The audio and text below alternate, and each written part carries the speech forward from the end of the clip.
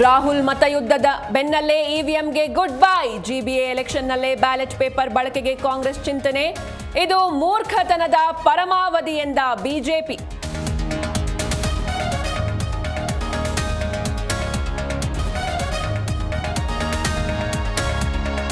ಧರ್ಮಸ್ಥಳ ವಿರುದ್ಧ ಅಪಪ್ರಚಾರಕ್ಕೆ ಫಂಡಿಂಗ್ ನನಗೂ ಆಫರ್ ನೀಡಿದ್ರು ಎಂದ ಮಂಡ್ಯದ ಯೂಟ್ಯೂಬರ್ ಸಮೀರ್ ಅಭಿ ಚಂದನ್ ವಿರುದ್ಧವೂ ಆರೋಪ.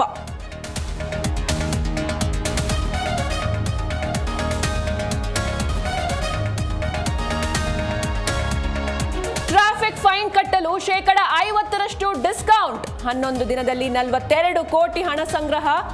14 ಲಕ್ಷ ಬಾಕಿ ಕೇಸ್ಗಳ ದಂಡ ಪಾವತಿ.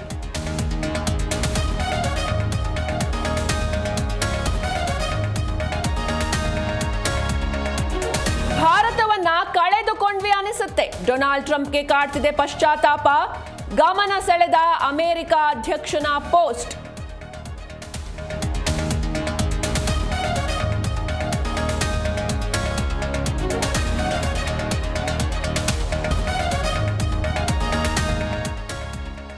ಭೀಕರ ಪ್ರವಾಹಕ್ಕೆ ನಲುಗಿದ ಉತ್ತರ ಭಾರತ. ಪಂಜಾಬ್ನ 23 ಜಿಲ್ಲೆಗಳು ತತ್ತರ. ಗುರುದಾಸ್ಪುರದಲ್ಲಿ ಭಾರೀ ಹಾನಿ.